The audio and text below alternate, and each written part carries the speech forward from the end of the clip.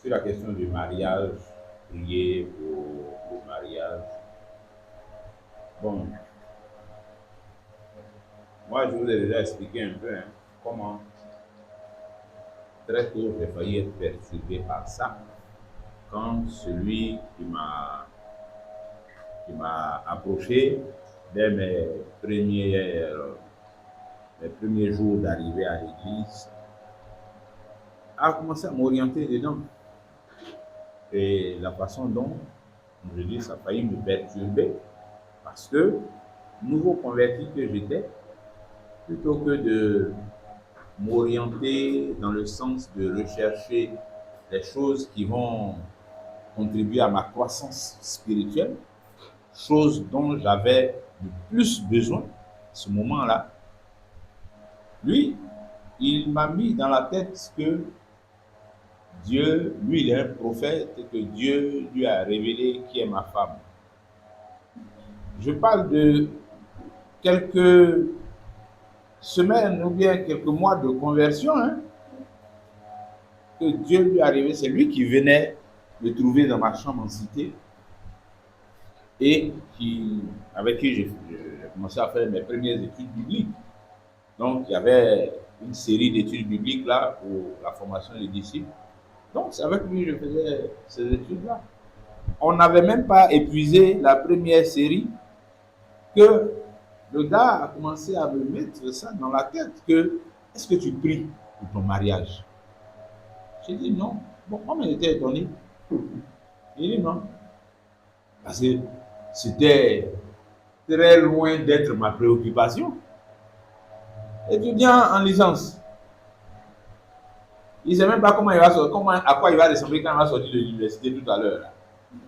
Et c'est ça là qui est mon sujet que je vais. Donc c'est là-bas qu'il m'a orienté. Alors, moi, je me trouve en face de quelqu'un qui est un doyen dans la foi. Moi, il vient d'être converti. Lui, toutes les choses que je l'entends dire, il vient m'expliquer les choses, il m'explique la Bible et tout ça. Bon, je suis impressionné, c'est un doyen qui est devant moi, donc je le respecte. Je respecte les directives qu'il va me donner. Donc quand lui, comme ça, il m'oriente pour me dire que lui, Dieu lui parle. Moi, c'est un nouveau converti. Quelqu'un dit que Dieu lui parle et que Dieu lui a déjà dit qui est ma femme dans l'église là. Mais que moi-même de prier que Dieu va me dire ça. Il m'a orienté. Et je vous dis que à partir de cet instant-là, je n'ai prié pour rien d'autre si ce n'est pas ça. C'est ça qui était devenu ma prière. Mais parce que lui me motivait là-dessus. Pour prier, prier. Et chaque fois qu'il venait maintenant, est-ce que Dieu t'a dit? Je dis non. Il dit, mais il faut continuer. Il faut prier. Il dit, tu peux gêner, mais il faut gêner pour mettre dessus. Il faut prier. Donc, voici mon encadreur qui est en train d'orienter son nouveau converti. Mais, enfin, il est en train de me désorienter parce que je n'avais que ça dans la tête. Prier, pour dire, prier. C'est pas pour dire que j'ai vu une sœur et puis bon, mon cœur est coupé un peu, rien. Donc, dans le billard, comme ça, ils sont en train de prier maintenant, prier, prier, prier, prier. Bon, mais moi-même, ça a commencé à me fatiguer. Ça a commencé à me fatiguer parce que j'ai vu dans quel état ça me mettait. Bon, je n'avais de pensée que pour ça. Ah, j'essaie maintenant de deviner un peu. Mais c'est qui? C'est qui? Ça peut être qui? Ça peut être qui? J'essayais de voir un peu. Bon, comme je ne connaissais même pas les sœurs de l'église, je n'avais aucune idée. J'étais dans le flou. Mais c'était mauvais. C'était une mauvaise orientation qu'il était en train de me donner là. Et c'était en train de me détruire même. Bon, heureusement que Dieu a fait que je me suis lassé de ça. Et puis que finalement, j'ai laissé tomber. Bon, mais lui, il n'en démordait pas. Il est allé jusqu'au bout même de son truc pour me dire maintenant, c'est qui? Voilà. Donc, ben, malgré qu'il a fini par me dire qui c'est, il n'a qu'à prier que Dieu me dise aussi que c'est elle. Bon, là. Donc, tu vois, c'est un exemple qui répond un peu à ta question et qui montre les travers dans lesquels ça peut faire tomber un nouveau converti, surtout, qui arrive, qui ne connaît rien à faire d'église, et puis bon, on lui balance des trucs comme ça dans la tête. Il y a beaucoup d'autres choses dont le nouveau converti a besoin, puisque ça là, ce n'est pas le moment de ça. Bon, ça c'était une chose. Maintenant, à côté de ça, personnellement, quand je fais mon parcours dans la foi, les années passent, beaucoup de zèle, beaucoup d'engagement, beaucoup de passion aussi pour les Écritures. Et puis, il arrive un moment où la question de fonder un foyer devient une question à laquelle je commence à penser. Pas parce que j'aime quelqu'un, mais ça devient une question à laquelle je commence à penser. Mais j'y pense surtout en termes de choses qui font partie de la vie d'un chrétien. Voilà comment j'ai commencé à aborder la question. Et comme mon cœur n'était pas hostile à l'idée un jour de me marier et d'avoir des enfants, bon, la réflexion, je ne me suis pas retenu de l'avoir. Et c'est dans cette réflexion-là, à la lumière des Écritures, que je me suis retrouvé en train de prier, on va dire quoi, pour mon mariage. Mais, et là, je dis l'observation que j'allais faire à ce que tu disais, à ta question même, quand on dit prier pour le mariage, tout dépend de la nature de la prière elle-même. C'est-à-dire quand on prie pour le mariage, là, on dit quoi? On parle de quoi devant le Seigneur dans cette prière-là? C'est ça qui est la chose importante. Parce que quand moi je dis que je commence à penser à cette question de plus en plus et que je l'aborde comme étant une question à laquelle je ne suis pas hostile et qui va très certainement à un moment de mon parcours dans la foi faire partie de mes projets, des choses que je vais envisager.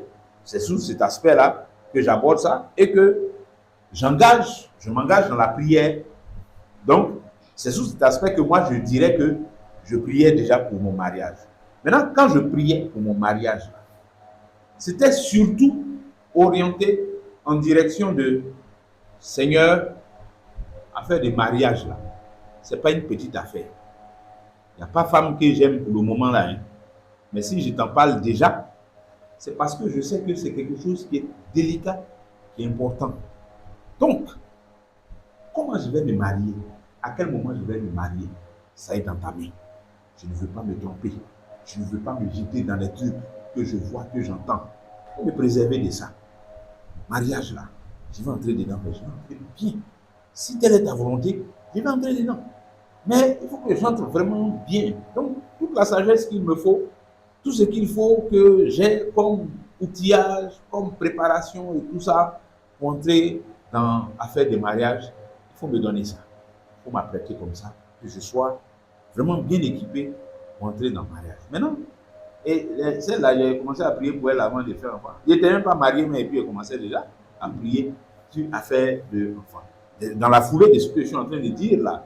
Et quand j'aurai des enfants, Seigneur, je sais que c'est une grande responsabilité en tant que père.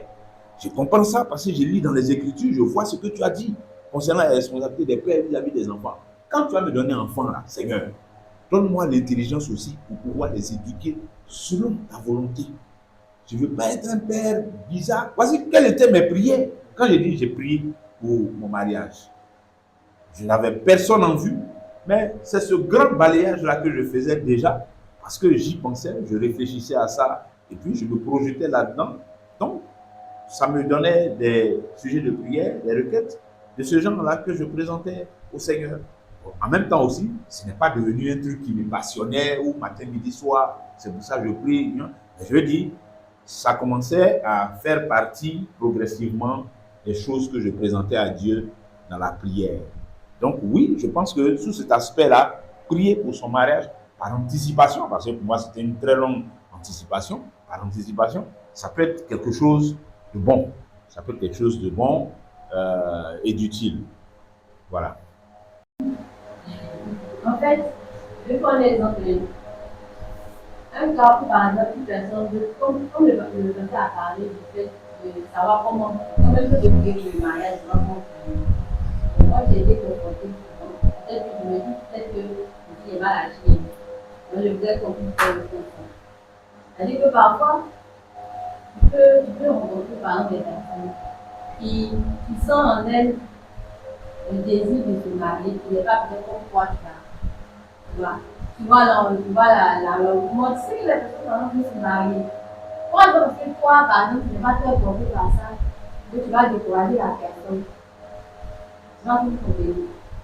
Oui, vas-y. Voilà. Donc, peut-être souvent dans les lettres apportées par rapport à la personne, par exemple, qui se retrouve, par exemple, à aimer quelqu'un, par exemple, un frère qui aime une soeur, une soeur qui aime un frère. Mais il ne sait pas en fait si la personne l'aime ou la personne n'aime pas. Dans ce sens, la personne peut prier dans le mariage, peut prier pour ce qu'elle dit, mais elle fait. Comment est-ce que on doit prier dans ce sens? Vous voyez, non? Ok. Donc, je pense que c'est déjà ce que j'avais déjà expliqué par rapport. Ici, tu parles d'un cas où, comme je l'ai dit, la personne a des sentiments déjà pour quelqu'un, voilà, soit c'est un frère, elle a des sentiments pour une soeur, ou vice-versa. J'ai dit que, bon, normalement, c'est plus ou moins la période même appropriée pour pouvoir mettre ce sujet-là plus clairement sur table, voilà, devant le Seigneur, je le dis.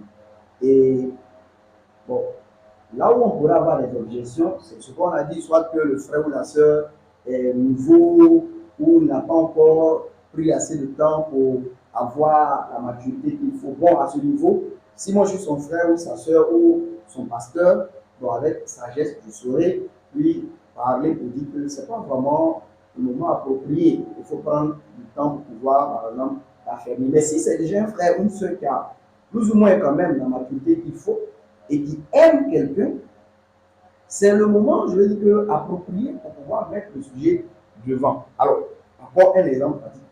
C'est que, bon, j'ai un peu aussi, plus ou moins, vécu la même chose qu'Éric a dit. Mais le second aspect, ça répond aussi à ce que tu poses comme question. Ça veut dire que, moi, quand je suis venu dans la foi, bon, je me rappelle un moment aussi où j'ai fait une prière un peu dans le sens de ce que tu as dit. Et dans mon zèle, au début même, je parlais d'être énu, qu'elle sait que voilà, tout le monde. Donc, voilà, tous les saints sont énus au début. Voilà. Donc, j'ai commencé par ça. Ah, tu vois, non, donc, tous les saints sont énus au début. Donc, j'ai dit au Seigneur que déjà avec. Moi, je me voyais déjà avec toute la mauvaise vie que j'avais menée même là. Donc, je disais que, voilà, ça même, c'est plus nécessaire. Le Seigneur qui m'a sauvé malgré toutes ces bêtises. Garde-moi de ces choses-là. Mais je me rappelle que j'avais dit, et ça peut être bien naïf, mais c'était sincère. Voilà, j'ai dit au Seigneur que je lui ai demandé de ne même pas me permettre d'avoir des sentiments amoureux pour une femme, si ce n'est la femme qu'il aurait voulu que je marie. Et il m'a exaucé. Voilà. Parce que comme je l'ai dit, c'était naïf, mais c'était très sincère parce que je ne voulais plus de cette vie désordonnée, impure dans laquelle. Donc j'ai fait des prières. Et du temps, c'est peut-être 3 ans comme ça. Et je dis ça pour être, à un moment donné, je pense que dans la deuxième, la troisième année, il y a une jeune femme. Moi, j'étais à l'église méthodiste, voilà, on était dans les questions de jeunesse, etc. Et il y a une jeune femme, on faisait des camps de jeunesse, voilà, où les différents villages, on s'est rencontrés. Et je me rappelle que vers la troisième année, il y a une jeune femme que bon, on se connaissait, mais on ne se parlait pas. Et puis, l'année en question qu'on allait au camp, nous deux, on a été mis on appelle les classes, des petits groupes pour pouvoir, voilà, au camp. Moi, j'étais moniteur, voilà, surveillant du groupe, et puis elle aussi. Donc, on était les deux moniteurs. C'était l'année où bon, on a été contraint de se rapprocher, vu qu'il fallait s'occuper du groupe ensemble. Mais ça nous a beaucoup rapprochés. Et après le temps, on est resté en contact, on a resté à parler. Je me rappelle, on s'était en fait les de move-in, là, voilà.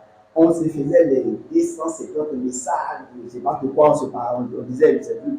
Mais, et je dis qu'à un moment donné, il y a eu beaucoup de rapprochements entre moi et elle. Bon, à la vérité, je n'ai pas vraiment eu de sentiment pour elle. Voilà. Comme je dis là, je vois que le Seigneur m'a exaucé.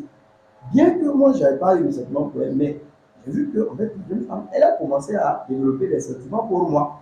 Et comme je l'ai dit, j'ai vu l'exaucement du Seigneur dans le sens où c'est pendant le temps où ces sentiments se précisaient là, que moi j'ai commencé maintenant à avoir des sentiments pour la sœur Carole. Voilà. À la limite, ça a été comme pour contrer même voilà, cette chose qui se présentait là. Donc, mais, bon, je laisse tomber après les autres détails la concernant. Et quand j'ai commencé à avoir des sentiments pour la sœur Carole, vu que j'avais dit que moi je voulais marcher avec le Seigneur sans que lui a dit que je ne veux pas avoir des sentiments pour une femme. Parce que moi je ne voulais pas me marier même, voilà, si tu le veux. Mais au cas où, bon, tout nécessaire, celle pour qui j'aurais des sentiments, que ce soit celle que tu veux que je marie.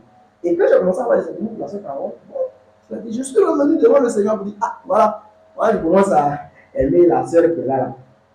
Mais bon, voilà, moi j'ai dit que je veux plus, mais bon, là, la chose est là, ça persiste, mais je te la présente, voilà. Est-ce que c'est quelque chose qui vient de toi? Est-ce que je suis en train de me fourvoyer? Et je peux dire que parce que c'était quelque chose aussi de sincère, de vrai, je me rappelle, c'est vrai, j'ai prié, j'ai pris quelques conseils, mais je me rappelle qu'une fois, quand je me suis venu me tenir devant le Seigneur, ça, je n'avais pas encore parlé avec la sœur, hein, voilà, ça me dit simplement pour répondre de manière particulière à ce que tu as posé comme question. Je me suis tenu devant le Seigneur, j'ai vraiment prié par rapport à ça pour dire que bon, voilà, ce sujet, ça commence à me fatiguer un peu. Moi, je veux avoir le cœur net là-dessus pour avancer, voilà, comme est dit. Je n'ai pas entendu de voix, mais j'ai reçu dans le cœur la certitude, comme le Seigneur me disait, oui, c'est de moi, par mon approbation.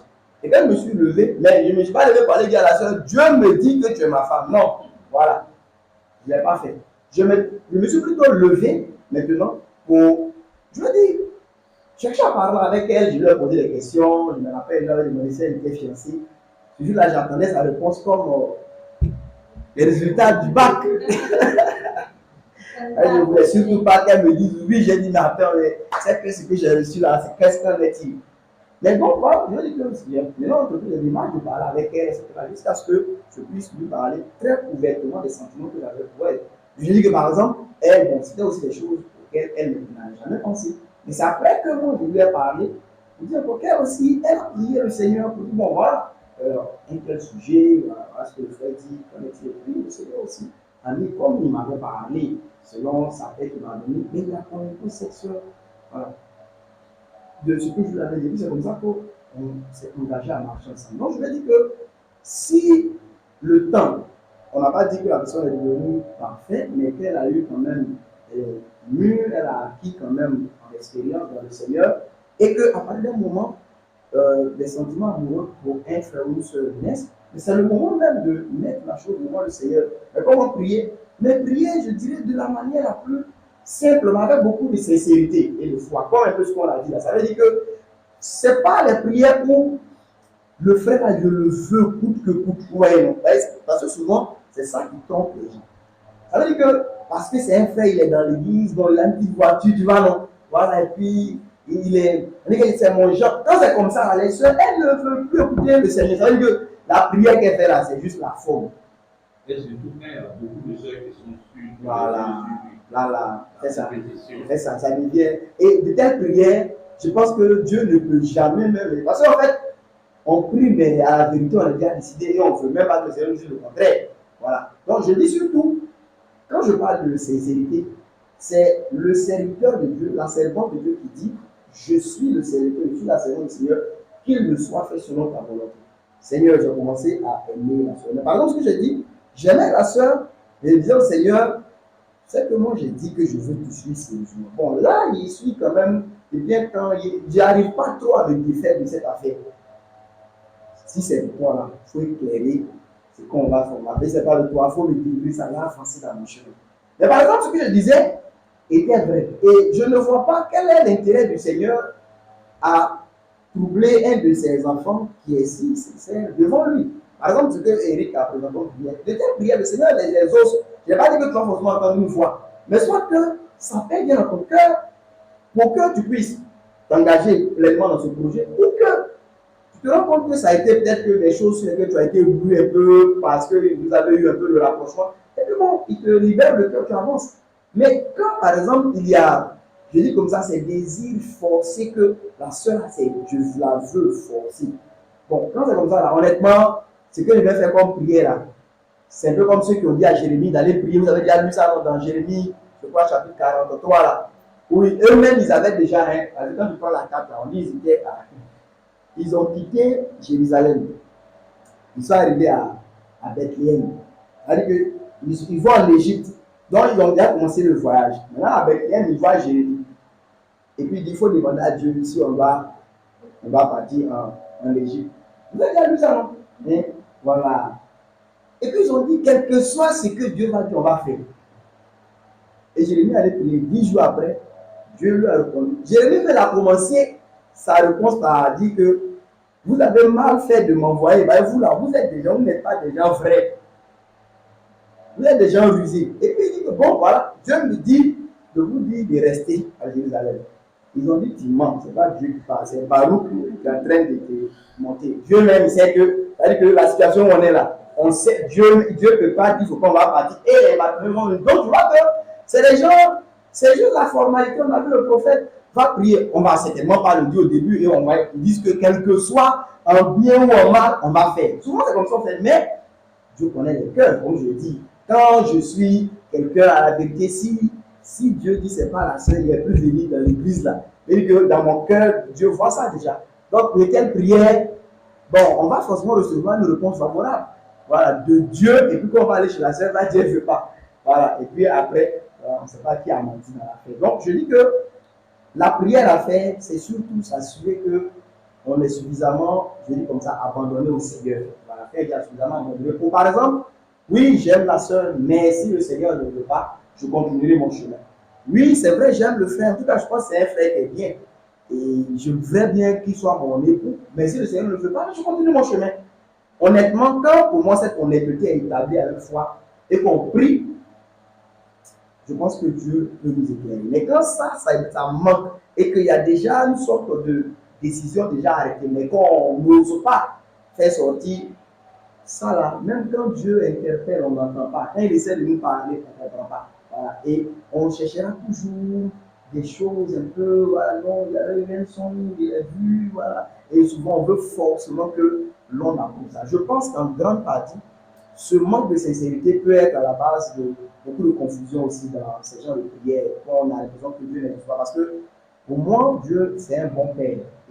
Et l'expérience d'Éric, ce que je viens de dire, ça montre que quand il y a la sincérité, même si c'est d'avance, parce que j'ai dit que moi, j'ai vraiment vu que le Seigneur, cette prière que j'ai faite naïvement, mais avec sincérité, j'ai vu que les sentiments même d'amour que j'ai eu pour la sœur Carole, c'est comme s'il les a envoyés au moment où cette sœur, parce qu'elle, par exemple, elle commençait à avoir des sentiments amoureux pour moi. Qui sait? Et puis cette sœur qui est bien, elle est belle, elle craint le Seigneur, elle est intelligente, je pense même que maintenant elle est devenue journaliste et tout ça. Donc j'ai dit que tu vois que, supposons que n'ayant pas de sentiments pour la sœur Carole, et qu'elle vienne me dire, ah bon frère, bon voilà, moi en tout cas, je trouve que tu es tout qu'il faut, un exemple de prendre que bon voilà, je suis là.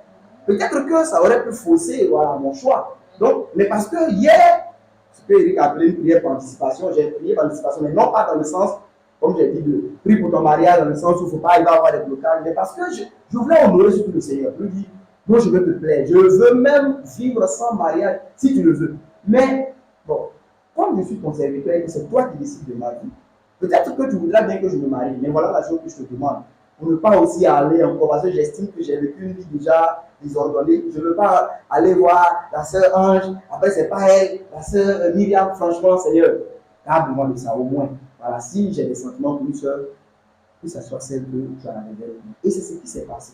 Voilà. Donc ça montre que quand il y a cette sincérité, je pense que le Seigneur, d'une manière ou d'une autre, il saura nous éclairer. Donc pour un cas comme ça, comme tu as dit, pour un frère ou sœur de ce genre, le premier conseil, c'est qu'il ne faut pas prendre toi le fait qu'aujourd'hui tu n'es pas intéressé par la situation comme une sorte de barème. C'est-à-dire que dès que je vois un frère qui veut se marier, je dis non, non, il faut te concentrer sur le Seigneur. Non, voilà, c'est pas bien.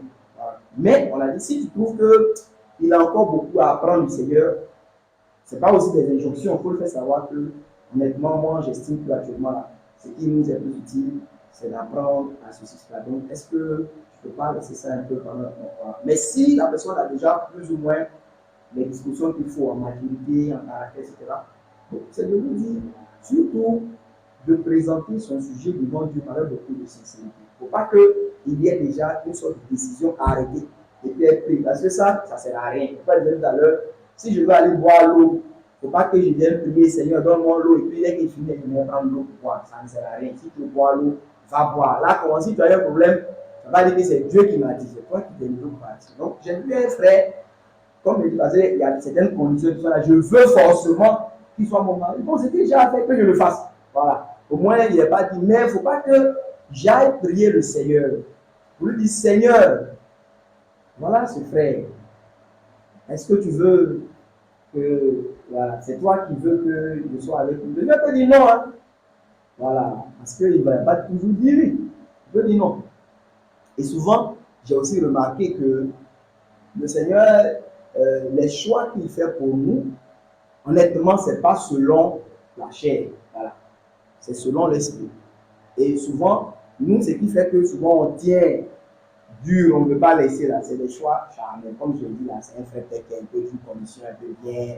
Voilà, donc on veut forcément, on se dit que lui sera le mari parfait. Donc à partir de ce moment-là, on veut forcément de lui pour que demain là, on a un mariage grandiose. On dit vraiment, hey, la soeur là, elle est belle, son mari est beau, ils ont des enfants qui sont beaux. Voilà, elle est grande de taille, son mari est grand de taille, les mamans sont grandes de taille. Voilà, des choses de ce genre. Ça fait que souvent, voilà, on veut forcément. Voilà. Alors que souvent le Seigneur, tu peux être une seule grande de taille et puis il veut te donner des coups comme le frère Assemblée. Voilà. Or, toi, tu ne veux pas ça. Ou bien tu veux être le frère Assemblée. Voilà. Tu veux une soeur, ceci, cela. La plus chaud comme la soeur. Donc, voilà. Moi, par exemple, hein, la soeur, donc, je dis, à l'école, j'étais très intelligent. Voilà. Toujours premier des classes. Donc, vous voyez. Ah oui, ingénieur, ceci, cela. Mais ma femme, c'est bon. C'est pas facile. Hein. Voilà. Avec ça une fois, c'est pas facile. Avec la deuxième fois, avec 3 fois, mais c'est pas facile. Et, ah Seigneur, il est bon, c'est elle. Voilà. Donc tu vois que, comme je dis, quand les choses c'est selon la chair, tu vas voir, il est ingénieur, il faut qu'elle soit ingénieur, docteur, doctoresse. Là, non. Voilà. Il est grand, il doit être grand. Voilà. Il vient de Cocody, elle doit venir de Cocody. Et ça, je dis que ce sont des principes charnels. Or, le Seigneur, je n'ai pas forcément dit que il nous donnera forcément toujours des choses. Non, mais ce qu'il nous donne, c'est bon pour nous. Voilà. Seulement que, pour nous, on pense que ce n'est pas bon. Hein. C'est quand on a le regard de l'autre, c'est un regard charnel. On a du troupeau. Si on veut faire un choix, allez, on regarde où il y a la verdure. Et quelqu'un nous dit, mais là-bas, c'est à côté de Sodome, on dit, on gère. Et puis on s'en va. Voilà. C'est comme ça qu'il a fallu mourir. Mais quand on est Abraham, on peut avoir des troupeaux. Et puis le Seigneur dit, tu vois tout ce pays désert-là, c'est ta part. Et puis le Seigneur, bon, j'ai compris. Comme tu sais que j'ai du troupeau, et tu sauras comment les nourrir. Mais je dis ça pour faire comprendre que, pour moi, en ce sens-là, l'aide, là, c'est ce qu'il faut apporter dans ce sens. Est-ce que c'est quelqu'un qui a plus ou moins déjà la maturité? Si c'est le cas, bon, je peux lui demander de surtout s'assurer de prier Dieu avec un cœur vraiment honnête. Voilà, un cœur honnête qui ne veut pas coûte que coûte cette personne, ce frère ou cette soeur. Ça va fausser forcément les choses. Quand Dieu voudra orienter, il ne voudra rien entendre. Voilà.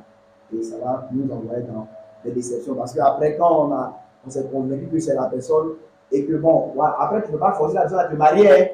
Hein. Donc tu vas vers le frère, il dit que non, lui ne veut pas, et puis après tu quittes l'église, il dit qu'il n'y a pas l'amour dans l'église. Alors que c'est d'autres choses que tu vas aller chercher. Et ça, on a malheureusement vu tel cas. Voilà, malheureusement. Non. Voilà un peu. Hein? Mais dans tous les cas, le sujet du mariage, il fera aussi partie des sujets dont il faudra qu'on parle parce que dans tous les cas, c'est aussi quelque chose d'important. C'est très important. Et je pense que on a besoin aussi de pouvoir avoir de bonnes orientations là-dessus. Donc, hein, je vais poursuivre un peu parce que je voulais qu'on lise Jacques 5, verset 16. Merci de considérer vraiment ces choses. Hein. Considérons-les. Ne pas faire